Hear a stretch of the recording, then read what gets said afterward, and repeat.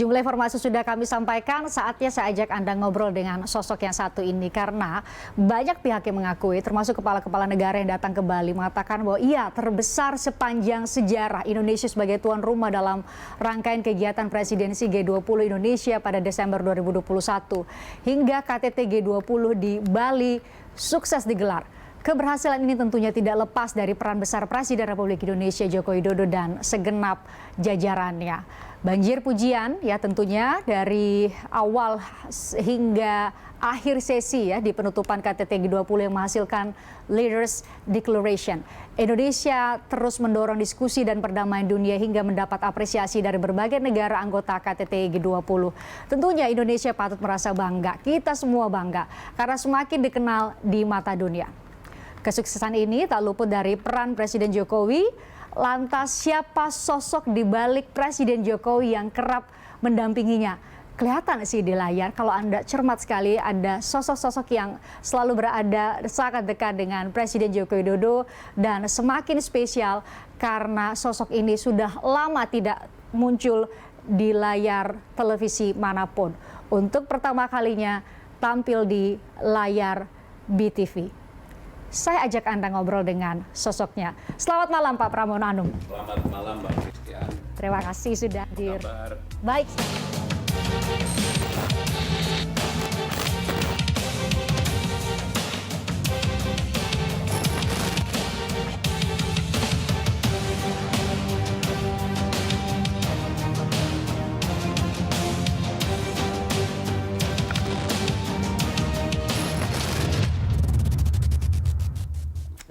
Itu pertanyaannya, siapa sosok di balik Presiden Jokowi? Tapi tadi kami sempat nyapa teman-teman di media sosial, semua netizen warganet di media sosial. Tadinya ini mau jadi pertanyaan pertama saya, tapi ternyata banyak sekali yang ingin tahu. Saya coba lihat ya, saya izin untuk buka media sosial. Jadi ada pertanyaan dari Regi, ini di Instagram Pak Pramono. Pak Pramono Anung kok jarang kelihatan di depan layar? Itu sama pertanyaan kita. Jadi makanya saya sebut dan kemudian kita minta Pak Pramono Anung untuk Pak Pram, kenapa jarang sekali muncul di layar? Dulu masih jadi politisi selalu jadi langganan wawancara. Jadi Christian, ada hal yang berbeda mendasar sekali ya. Dulu waktu jadi politisi itu harus selalu tampil di publik supaya dikenal oleh konstituennya. Yang kedua, politisi itu biasanya taunya sedikit, bicaranya banyak. Nah sekarang ini hampir semua sirkulasi pemerintahan ini ada di saya maupun di Pak Pratikno, sehingga kenapa kemudian saya memutuskan sejak menjadi sekretaris kabinet hampir tidak pernah tampil di media apapun. Karena kita memang menjaga nggak boleh salah. Baik itu statement maupun apa yang kita sampaikan kepada publik. Kita biasanya menyampaikan kepada publik kalau diminta oleh Presiden. Di luar itu kita nggak pernah mau dan kita tidak bersedia. Walaupun di istana itu hampir setiap hari yang namanya teman-teman media itu banyak sekali. Nah sekarang ini saya merasa bahwa apa yang dicapai dalam G20 tentunya akan baik kalau kemudian ini dikomunikasikan kepada publik, apalagi behind story-nya. Karena tidak seperti yang dilihat tiba-tiba ini sukses, tapi banyak sekali pekerjaan yang sudah dilakukan sebelumnya. Nah, semakin spesial kita nih. Berarti Pak Pramono pertama kali muncul dari setelah sekian tahun ada di kabinet. Kemudian mau cerita banyak soal di balik layar. Apa yang belum publik tahu Pak Pramono dan menurut Pak Pramono harus kami tahu? Saya bersyukur hampir selama di kabinet ini saya mendampingi Presiden untuk hadir di G20. Baik itu di Cina, di Jerman, kemudian di Saudi Arabia, di Italia, dan sebagainya. Sehingga saya tahu bahwa G20 ini merupakan forum tertinggi negara-negara ekonomi. Dan Presiden menginginkan ketika dunia sedang sulit, harus ada terobosan, harus ada spesial, tidak hanya yang normal-normal saja. Nah, maka beliau kemudian melakukan, mengundang semua pemimpin-pemimpin dunia, menyentuh hati mereka. Karena sebelumnya banyak yang hanya ingin hadir secara hibrid. Virtual ya? Virtual. Karena pada waktu di Italia juga terjadi seperti itu. Hampir separuh lebih mereka virtual. Hanya kita karena mau memimpin presidensi kita hadir. Maka kehadiran 17 kepala negara, kemudian juga kepala-kepala lembaga tinggi dunia, ini sesuatu yang luar biasa. Termasuk ada yang membuat kemudian beberapa kepala negara kaget ketika Presiden hadir di G7 di Munich, kemudian Presiden pergi ke Ukraina dan Rusia. Itulah yang kemudian membuat mata dunia terperangah dengan apa yang dilakukan oleh Presiden Jokowi. Itu jadi pertanyaan banyak orang. Satu, soal keamanan. Dua, apa makna di balik itu, Pak Pram? Karena tidak semua pemimpin dunia bisa diterima oleh negara-negara lain atau kepala negara yang berbeda blok, berbeda pandangan. Jadi pada waktu Presiden mau berangkat saja, semua orang sudah pesimis. Apakah betul akan diterima oleh Presiden Putin? Apakah betul akan diterima oleh Presiden Zelensky? Karena memang tarik-menarik kutub itu kan sangat kuat sekali. Dan begitu kita menyetujui dan kita memutuskan untuk berangkat, tidak semudah seperti yang dipikirkan. Karena perjalanan itu 12 jam memakai kereta dan di sepanjang jalan itu ada milisi. Bahkan kita sempat di-stop oleh milisi. Oke, kita koma di situ. Usai jeda saya minta Pak Pram cerita lebih banyak soal perjalanan karena spesial sekali. Tidak pernah ada kepala negara yang diizinkan berada dalam jarak yang sangat dekat dengan Presiden Vladimir Putin. Kemudian juga ada cerita tentu di Ukraine bersama Presiden Zelensky. Sesaat lagi di Obrolan Malam.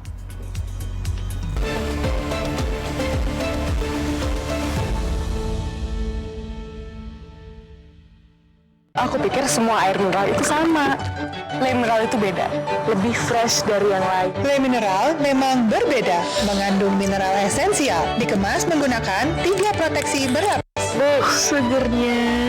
Le mineral. Le mineral beda banget, lebih smooth, lebih segar. Le mineral memang berbeda, mengandung mineral esensial, dikemas menggunakan 3 proteksi berlapis. Bikin badan lebih enteng. Le mineral. Perlombaan itu tak hanya hari ini, tapi terjadi setiap hari. Perlombaan itu adanya dalam diri kita. Cita-cita berlomba dengan kenyataan. Keyakinan berlomba dengan ketidakmungkinan. Keberanian berlomba dengan ancaman. Lawan bukan untuk mengalahkan, tapi mengukur seberapa sungguh kita ingin menang. Ingin merdeka dari segala keterbatasan. Kita berlari mengejar mimpi.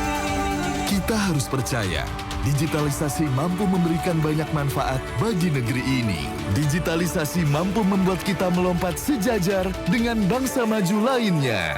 Karena kita percaya, digitalisasi mampu memerdekakan bangsa ini.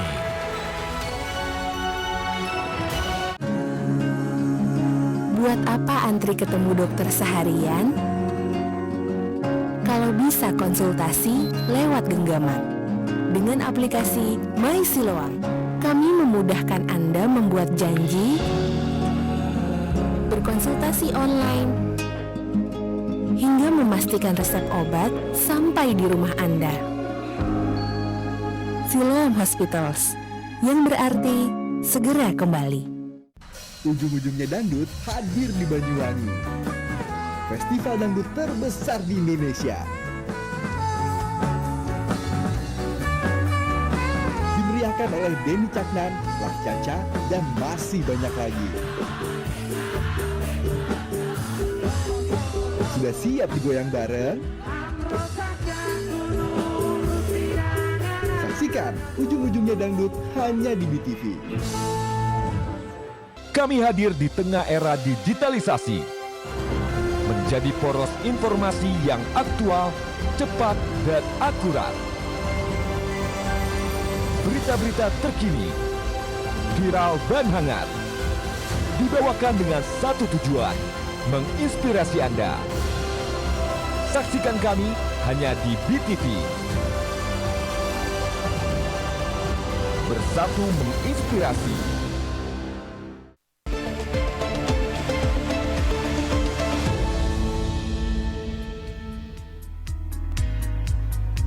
Anda kembali di Obrolan Malam. Saya akan kembali ajak Anda untuk ngobrol dengan Pak Pram. Pak Pram, cerita dong. Kita tuh lihat ya ada visualnya Pak Presiden Joko Widodo bisa ketemu Vladimir Putin, ada visualnya ketemu dengan Zelensky, tapi bagaimana bisa diterima oleh dua pihak, dua kubu yang sedang berseteru? Yang pertama, kita melakukan kunjungan ke Ukraina terlebih dahulu. Sebelum berkunjung, 1 hari sebelumnya, Kiev, ibu kota Ukraina itu dibombardir oleh Rusia. Dan waktu itu kita juga langsung mengirim message kepada Rusia, tidak hanya Rusia, kepada NATO, kepada Amerika, kepada Beijing, kepada yang lain-lain yang mempunyai kekuasaan terhadap dunia ini. Kalau ini tetap dilakukan seperti itu, maka pilihannya tetap berkunjung atau tidak. Presiden memutuskan untuk berkunjung.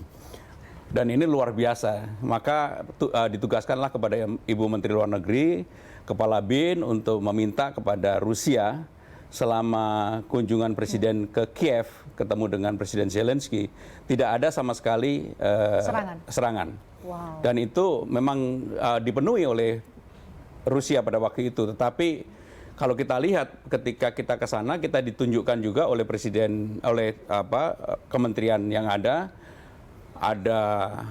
apartemen yang dihancurkan 1 hari sebelumnya. Ada juga mal yang dihancurkan, korbannya 2 orang meninggal. Dan begitu kita meninggalkan Kiev 1 hari sesudahnya, ada serangan lagi. Jadi itu luar biasa menurut saya, bagian dari sejarah ya. Tetapi harus diakui memang disitulah kelebihan Presiden Jokowi. Kebetulan ketika beliau ke Afghanistan pada waktu itu saya juga mendampingi. Kita sudah dikasih tahu akan ada bom bunuh diri. Beliau tetap memutuskan untuk pergi. Jadi presiden kita ini memang nyalinya luar biasa. Termasuk waktu ke Rusia, presiden-presiden lain kan itu berjarak jauh sekali, pakai meja panjang, tapi Presiden Jokowi berada sangat Jadi dekat kalau dengan Vladimir Putin. kita lihat dari time series-nya, Presiden Rusia menerima sebelumnya kan Sekjen PBB, kemudian juga Emmanuel Macron. Mereka dengan jarak yang sangat panjang, alasannya COVID. Tetapi ketika menerima Presiden Jokowi, sangat akrab, hanya ada 1 interpreter, pendamping, kemudian diminta keluar. Biasanya kan ada bilateral yang 30 menit, dan kita pikir paling 15 atau 20 menit lah. Ternyata sampai 2 jam berdua.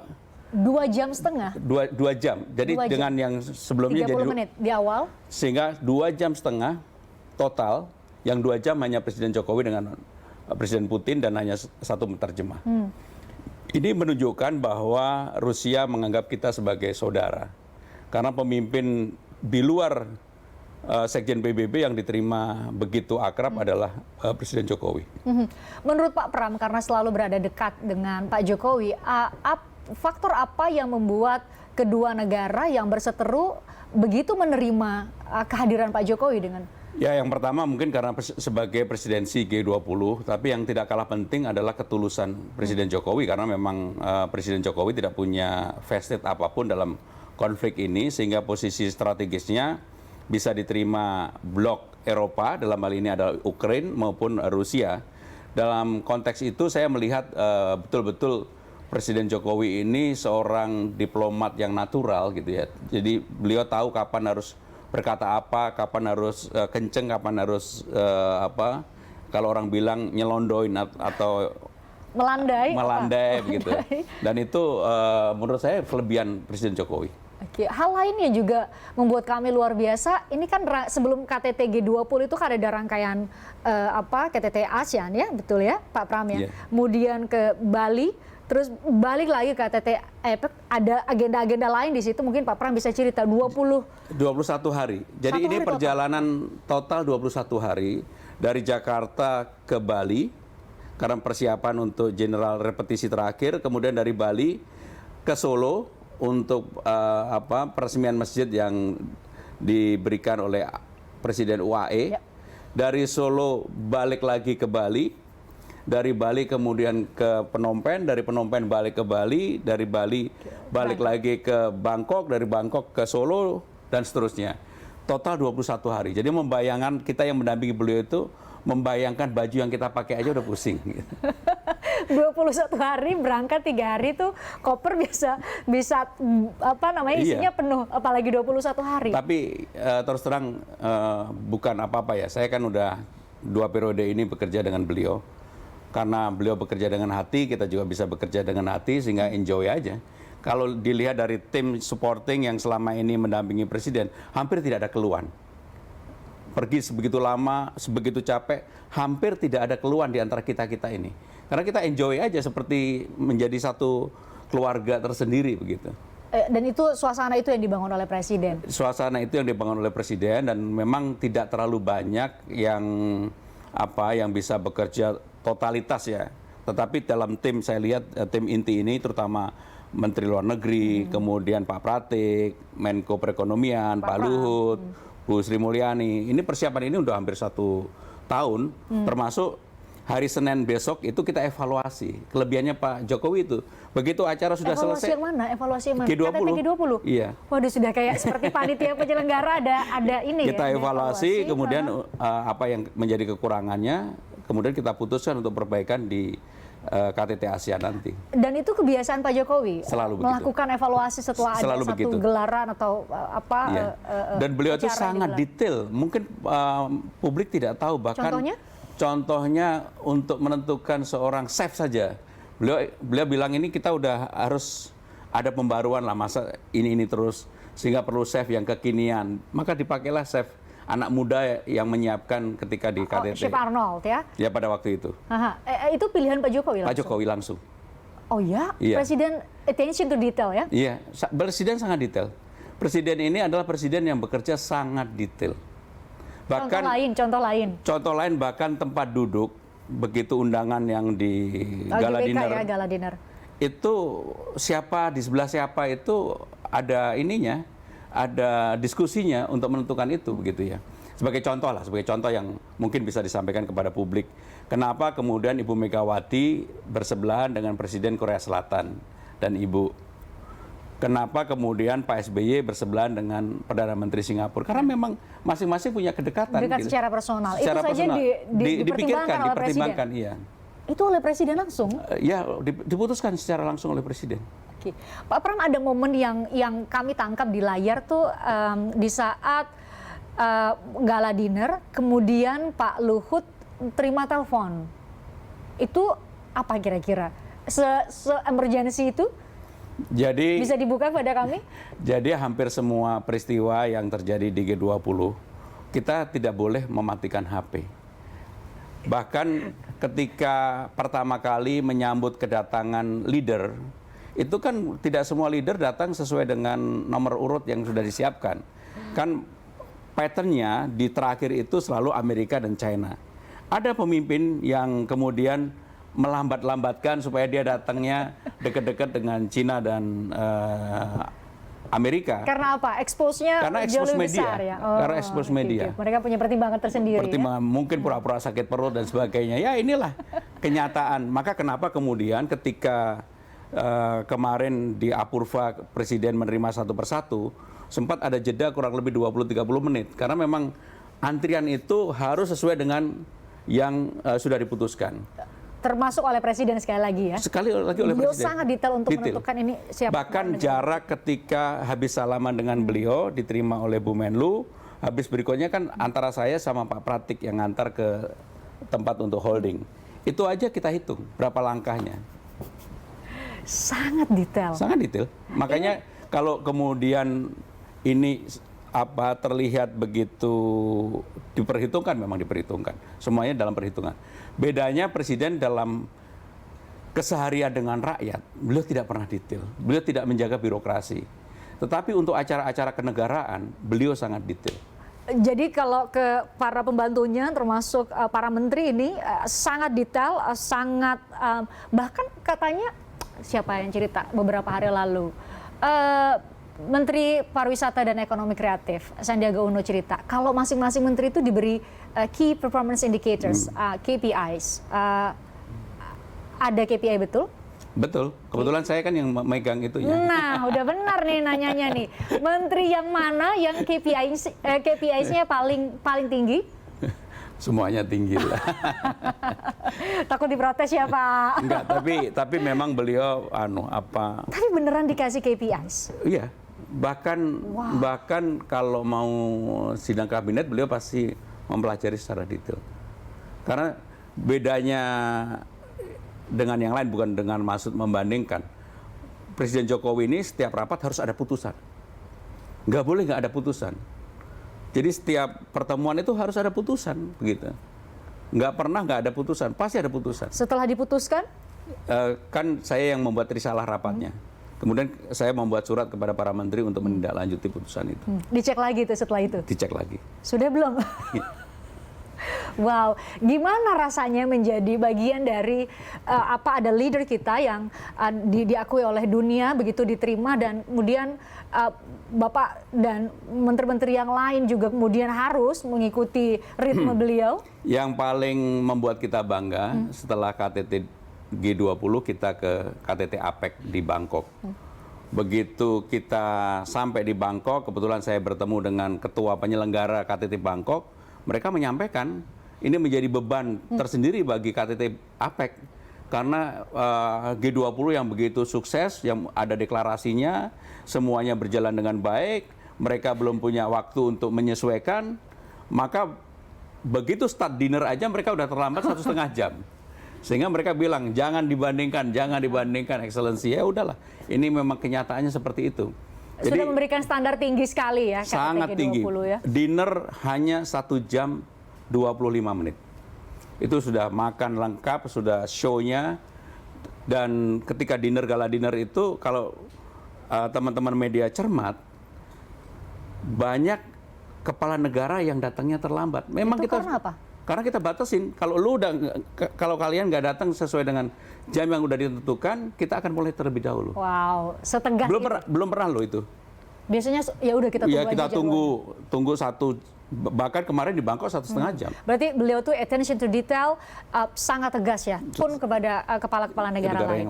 Karena sudah 2 periode menjadi bagian dari kabinet dan bekerja sangat dekat dengan Presiden Joko Widodo, seberapa kenal seorang Pramono Anung dengan Presiden Joko Widodo? Kami bahas saja di obrolan malam.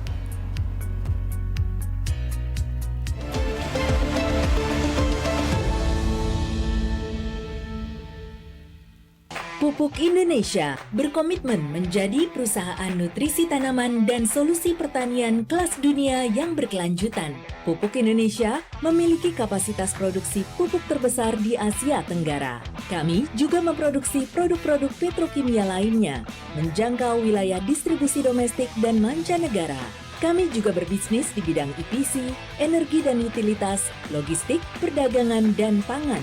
Pupuk Indonesia menjunjung tinggi nilai-nilai akhlak guna menghasilkan talenta terbaik dengan high performance culture, memperkuat transformasi dan digitalisasi dari monitoring distribusi hingga peningkatan keandalan dan efisiensi pabrik, meningkatkan kesejahteraan petani melalui program Makmur dengan melakukan pendampingan kepada petani. Pupuk Indonesia turut menguatkan perekonomian, sosial, dan lingkungan masyarakat melalui program pemberdayaan. Pupuk Indonesia, makmur bersama Indonesia.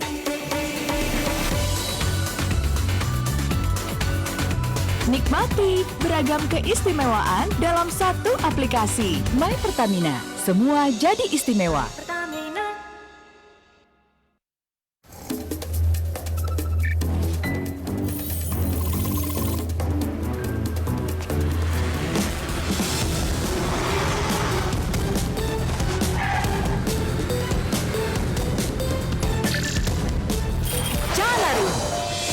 Mobil ini untuk kamu, karena kamu saja bertransaksi dengan BNI Mobile Banking. Kumpulkan poin, lalu tukar jadi kupon undian di BNI Mobile Banking dan menangkan hadiahnya. Gak pakai nanti. Transaksi sukses, hadiah makin dekat.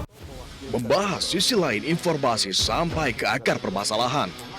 Modal dasar Republik ini adalah dialog. Yang masing-masing itu punya kepentingan yang berbeda-beda. Obrolan eksklusif dan menarik untuk menambah wawasan. Lucu-lucu ya? Maka uang yang masuk dalam politik mesti kita bersihkan. Partai-partai politik sudah sibuk bergerilya dari sekarang. Selamat datang di Kasih Paham. Kasih Paham. Setiap Senin pukul 21 waktu Indonesia Barat hanya di BTV. Kalau memang menutup aktivitas Anda selama 1 hari dengan informasi terhangat, faktual dan akurat dengan singkat dan padat. Kita terhubung dengan rekan Puja Lestari dan berbagai macam informasi seputar kehidupan sosial, ekonomi, politik, olahraga, budaya hingga teknologi. Pejabat setempat melaporkan setidaknya ada 24 orang terluka. Berita 1 malam hanya di BTV.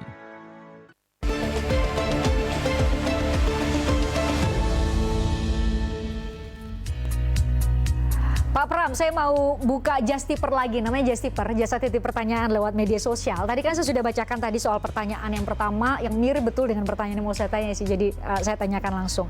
Ada dari Galuh Parantri, ini lewat Instagram, pertanyaan ke Pak Pram. Siapa sih orang paling favorit di kabinet, Pak? Kalau saya atau Pak Jokowi atau Pak Pram?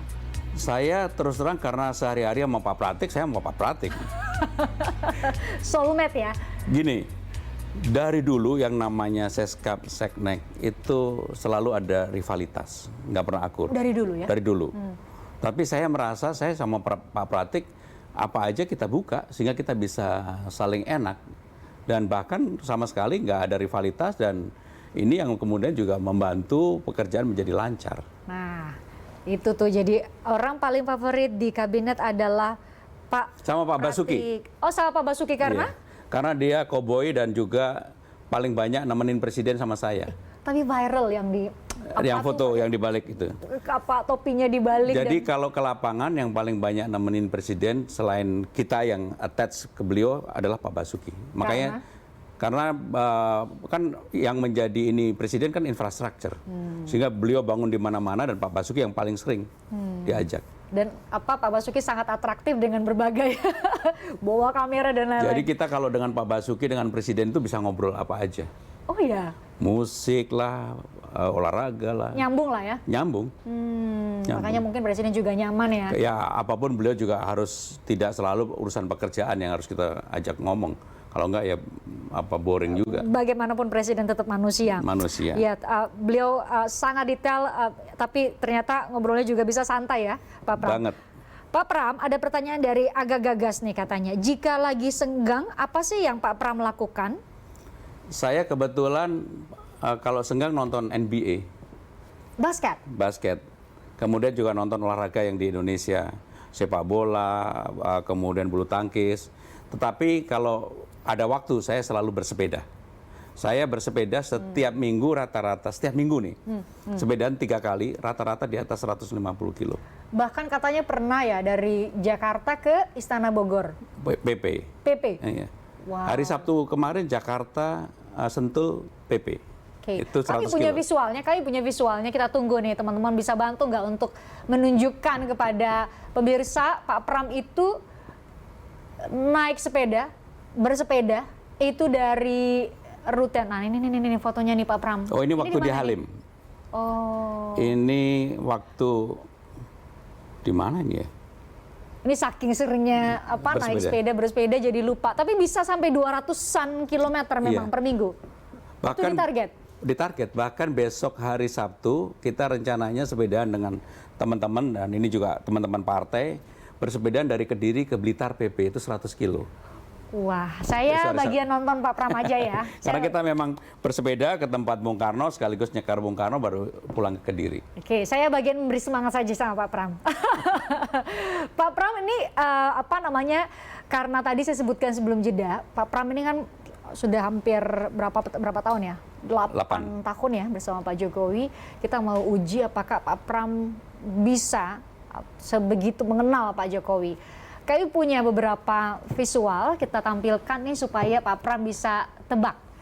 Kalau ini Pak Pram, Pak Jokowi itu suasana hatinya lagi apa? Beliau kalau begini malah beliau ada jailnya. Betul. Kalau lihat mata, bibir itu ada jailnya. Bukan yang terlalu serius. Presiden kalau jahil gimana? Ya biasanya menterinya yang dikerjain. Kan misalnya? Gitu. Biasanya beliau kenapa Pak Basuki sering diajak atau Pak Bahlil? Karena Pak Bahlil juga lucu. Gitu ya. Nah presiden kalau butuh yang begitu biasanya mengundang itu. Teman-teman. Menurut saya ini presiden sedang tidak terlalu serius. Oke, sedang tidak terlalu serius. Visual berikutnya, foto berikutnya kita lihat. Kita lihat visual berikutnya. Nah kalau ini. Sidang kabinet. Beliau sedang serius. Ini kalau enggak beliau sedang menyampaikan statement. Pasti ini beliau sedang serius. Oh pasti ini sudah. Wah ternyata benar ini sedang menyampaikan pernyataan mengenai pelonggaran kebijakan ketika ada pembatasan. Iya. Makanya ini wajah beliau sedang serius. Oh oke. Benar ya. Oke. Berikutnya kita lihat. Nah kita lihat berikutnya. Nah. Ini lagi KTT tapi beliau online. Ini bisa ditebak nggak suasana hatinya? Beliau sedang mendengarkan tokoh ataupun apapun, kalau enggak beliau sedang menyampaikan. Tetapi pasti ini bukan yang secara langsung, tetapi secara online kemarin waktu pandemi. Dan ini di Istana Bogor. Bisa nebak dong tempatnya. Ya karena dekorasinya kita yang sedetail itu Pak Pram. Oke, sampai bunga dekorasi dihafalin ya. Oke, ke visual berikutnya ini yang terakhir ya. Nah ini di pasar atau di lapangan, ini pasti beliau lagi dengan rakyat. Oke, beliau ekspresinya bisa sangat-sangat mendengar. Kalau ini pasti beliau dengan rakyat, dengan masyarakat, lagi mendengarkan aspirasi masyarakat. Ini ekspresi beliau ya. Oke, visual yang terakhir nih. Nah ini. Sidang kabinet, lagi negur menterinya ini. Tonsel lagi tinggi nih pasti. Beliau tonsnya lagi tinggi karena kalau tonsnya tinggi beliau begini. Jadi kalau beliau tons tangan beliau begini. Pergerakan tangannya seperti ini Bapak sudah hafal betul. Ya, sudah hafal. Ada menteri yang mungkin. Jadi kalau mau taruhan berapa aja pasti saya menang ini.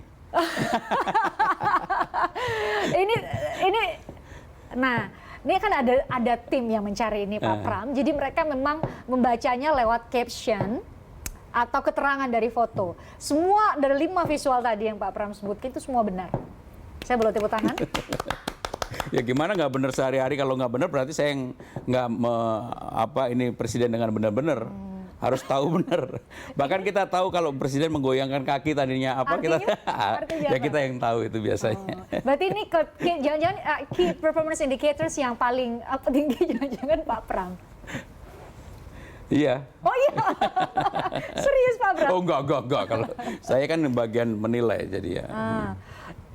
Kalau misalnya nih Pak Presiden itu kan sangat detail. Kami lihat menteri itu tidak berhenti diminta diberi tugas, kemudian dicek lagi, dievaluasi dan lain-lain. Kalau ada menteri yang mau dipanggil sama Pak Presiden, biasanya lewat Pak Pram ya? Kalau gini, kami membagi tugas. Saya lebih banyak mendampingi beliau keluar kota. Oh, bagi tugas sama Pak Pratik. Ya? Kalau yang menyiapkan rapat saya, tapi yang sehari-hari mendampingi kalau ada menteri yang dipanggil Pak Pratik. Tapi biasanya kita berdua saling tahu lah begitu. Saling tahu ya. Nah kalau ini ada kesempatan langka sekali ya Pak Pram lama sekali nggak muncul di layar. Jadi sebenarnya sih pemirsa obrolan malam mau tahu hal apa yang selama 8 tahun ini kami kan lihat Presiden di penampilan publiknya. Hal apa yang belum diketahui sama publik menurut Pak Pram dari sosok Pak Jokowi? Kalau beliau mau reshuffle itu nggak pernah bisa diduga. Nggak pernah bisa diduga. Jadi bahkan terhadap menteri yang mau direshuffle pun, saya nggak nyebut nama ya, nggak enak. Itu kita masih bisa satu mobil, kebetulan saya sama beliau, sama menteri yang direshuffle.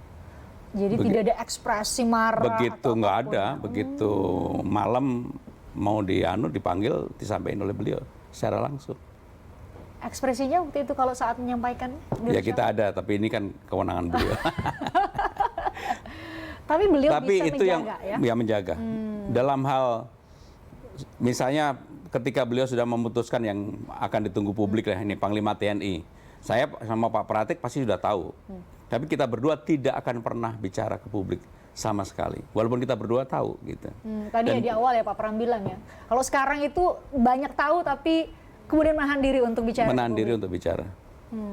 Itu sesuatu yang disengaja atau Pak Pram kemudian memilih langkah itu atau itu arahan Presiden? Kami memilih karena supaya tidak terjadi perdebatan di ruang publik. Karena kan nggak semua, mohon maaf dengan segala respek saya, nggak semua di istana itu tahu apa yang terjadi yang sebenarnya. Karena kita tahu dan nggak boleh salah. Kalau salah kan kredibilitas pemerintahan ini juga dipertanyakan. Masa tangan kiri kanannya Presiden nggak tahu hal-hal yang menjadi putusan Presiden, pasti dipertanyakan. Maka dengan demikian Pak Pratik sama saya dua-duanya pasti jarang bicara. Ini mungkin lebih dari 5 tahun saya nggak pernah ke studio sama sekali. Nah makanya kami spesial sekali nih hadir di obrolan malam. Kalau pemilihnya bukan teman saya juga nggak mau. Ini spesial yang menjadi guest booker. Jadi biasanya kan kalau ada narasumber yang mau diundang harus guest booker. Spesial sekali guest bookernya tampaknya bisa datengin Pak Pram ya ke studio BTV. Jadi pertanyaan Pak Pram, karena kalau saya sih nostalgia Pak Pram ada di DPR. Pak Pram itu yang paling kami sering rongrong. Pak Pram, ayo dong kami mau live. Pak Pram ada isu ini. Jadi saya merasakan betul perbedaannya ketika Pak Pram menahan diri dengan tadi ternyata adalah pilihan untuk menjaga jangan sampai kemudian ada narasi yang ambigu atau kesalahan penyampaian informasi, karena ini namanya ngurus negara ya Pak Pram ya. Kemudian Pak Pram memilih itu. Saya pingin kita ngajak nostalgia di paruh berikutnya di obrolan malam. Sesaat lagi.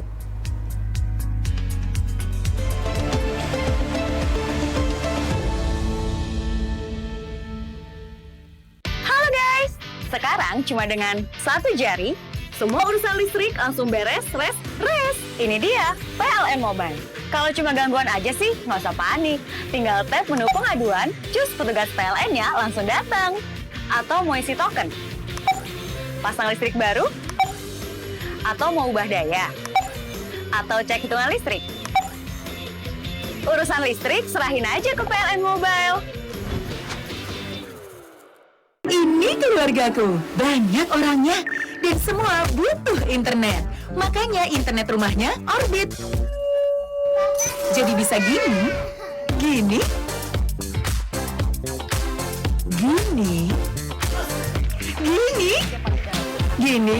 dan bikin aku happy gini. Soalnya Orbit hemat di kantong, mudah diatur, dan dapat kuota lagi. Karena Orbit ikut maumu.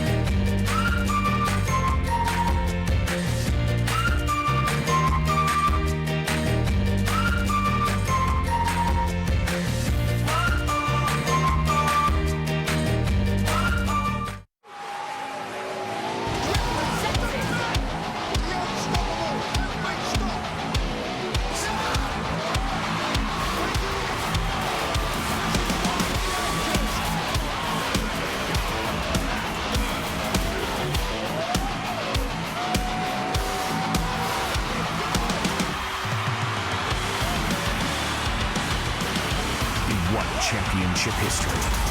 BTV bersatu menginspirasi. Kalau memang menutup aktivitas Anda selama satu hari dengan informasi terhangat, faktual dan akurat dengan singkat dan padat.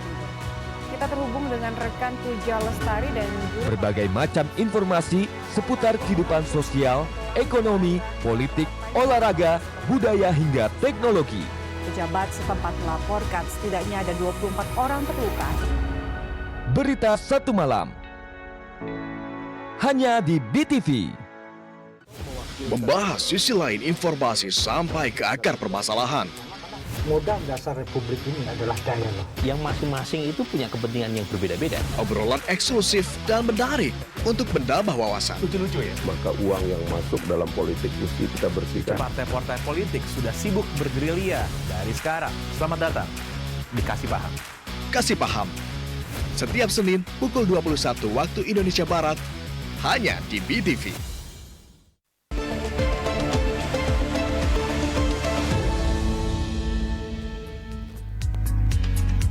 Kita kembali ngobrol dengan Pramono Anung, Menteri Sekretaris Kabinet.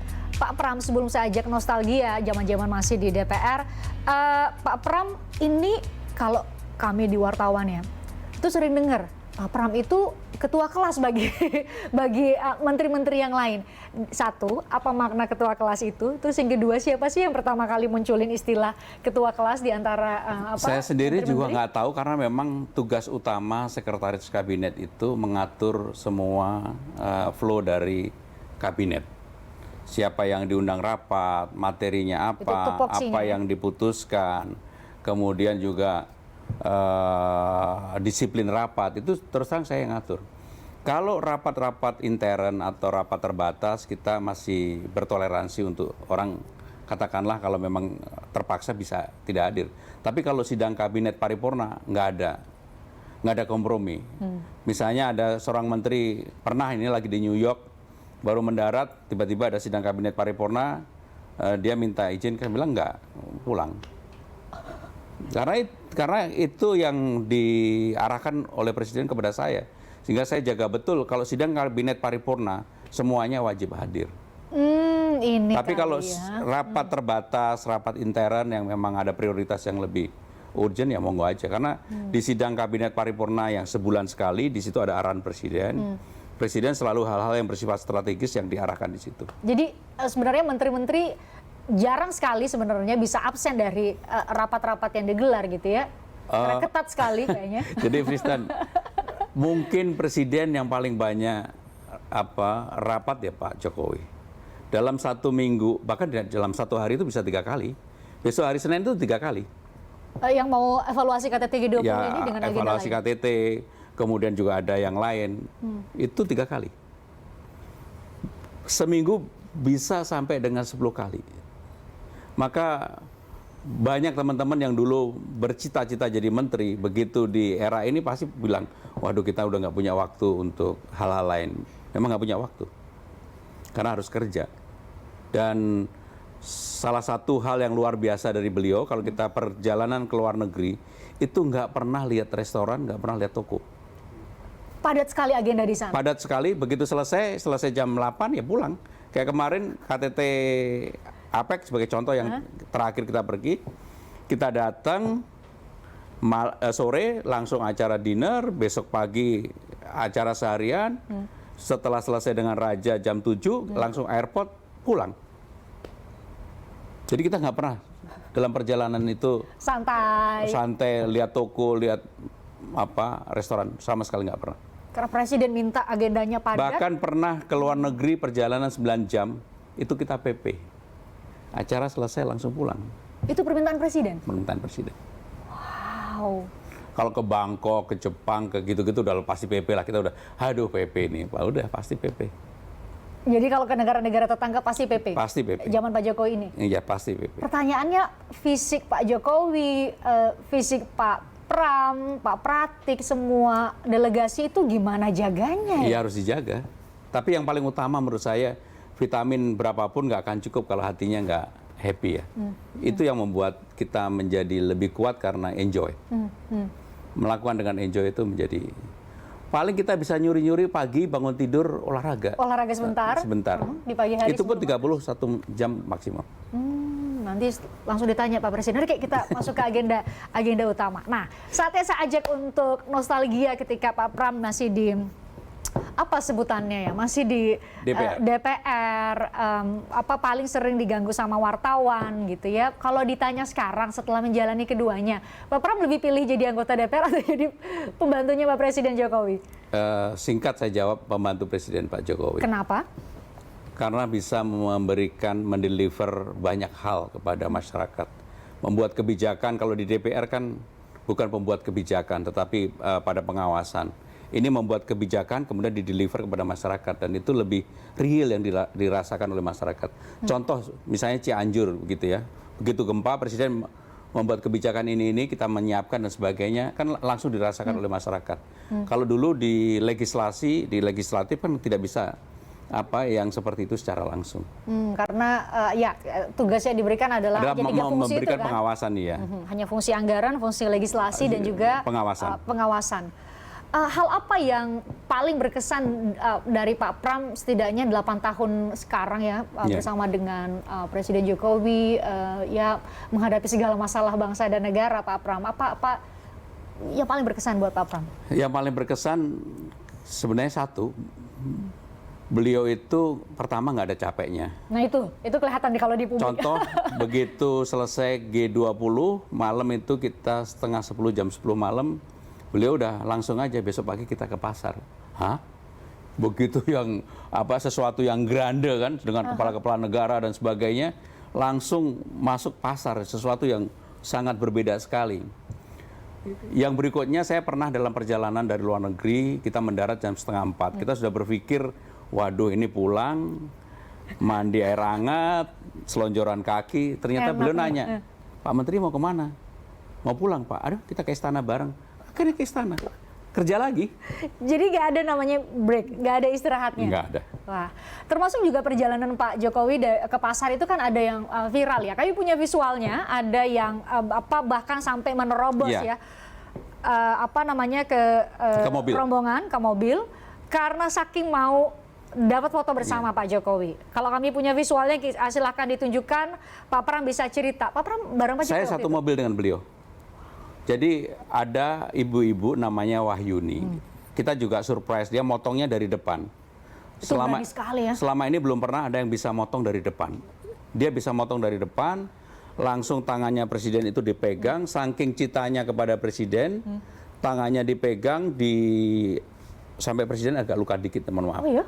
Karena saking histerisnya, pengen pegang tangannya presiden dan presiden agak santai. Saya yang malah agak grogi. Kemudian ditariklah oleh Pas Pampres pada waktu itu. Betul. Nah, saya ada di dalam, yang bersangkutan saking cintanya kepada presiden. Pada waktu itu yang bersangkutan mau diperiksa, tetapi kami akhirnya memutuskan karena kan udah ketahuan ini saking cintanya, sehingga tidak dilakukan pemeriksaan, hanya didata. Kalau apapun kan ini presiden, jangan sampai peristiwa, mohon maaf Pak Wiranto, itu terulang atau bisa dilakukan oleh siapapun. Betul. Itu pertimbangan keamanan sebenarnya ya. Jadi dia minta salaman, minta kaos, dan minta foto.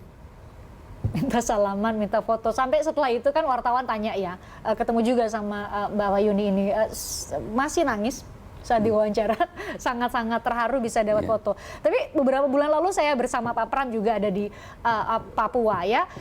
Saya rasakan betul bagaimana semua orang berteriak ketika presiden ada dan presiden meladeni satu persatu foto selfie.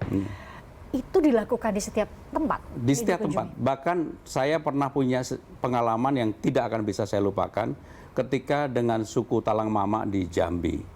Waktu itu sudah jam 5, yang datang itu hampir 5.000-an, padahal udah dibatasi mau maghrib, itu disalami satu-satu oleh presiden. Sampai kita yang berkali-kali mengingatkan, sampai saya mengingatkan, kemudian masuk lagi ke heli karena ada ibu negara. Kalau diingetin gitu Pak Presiden jawabannya apa? Iya aja, tapi kami tahu juga beliau nggak ingin. Akhirnya kami terbang dan sudah gelap.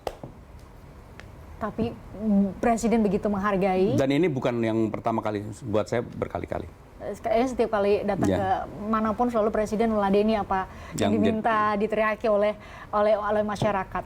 Pak Pram, terakhir. Pak Pram memang di sekretaris kabinet. Pak Pram bilang tadi mengatur rapat, memastikan semua menteri menjalankan tugasnya yang diberikan oleh Presiden.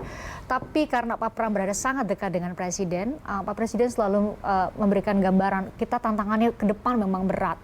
Tidak spesifik di sektor tertentu, tapi Pak Pram mungkin bisa memberikan narasi kepada kami, bagaimana kami seluruh rakyat Indonesia menghadapi tantangan ke depan, siapkah pemerintah kita, kuatkah pemerintah kita untuk bisa... Jadi Presiden selalu menyampaikan tone yang optimis, tetapi memberikan realita. Ya. Karena sekarang ini lagi ada krisis energi, krisis pangan, tidak mudah bagi kita. Dunia, Bank Dunia, IMF, dan juga konsultan dunia meramalkan akan banyak negara bertumbangan. Dan itu disampaikan oleh Presiden, tetapi Presiden memberikan message, kita harus membangun, kita harus bekerja lebih keras, kita harus optimis, kita harus cari terobosan. Itulah yang dilakukan oleh Presiden saat ini. Itu sikap Presiden? Sikap Presiden. Wow, luar biasa. Pak Pram sendiri punya pesan buat kami? Nggak ada. Saya tahu bahwa TV ini akan top. Pak Pram, BTV tagline-nya adalah bersatu menginspirasi. Itu tagline kami. Itu kami manifestasikan dalam setiap program, dalam setiap detik karena kami menggunakan frekuensi publik. Jadi inspirasi itu selalu datang dari orang yang mau bekerja dengan sungguh-sungguh, bekerja keras. Dan kalau bekerja keras, silaturahmi terjaga, spirit yang sama, pasti akan bisa tercapai. Ini doa dari Pak Pram ya? Doa dan harapan saya kepada pemiliknya, sahabat saya.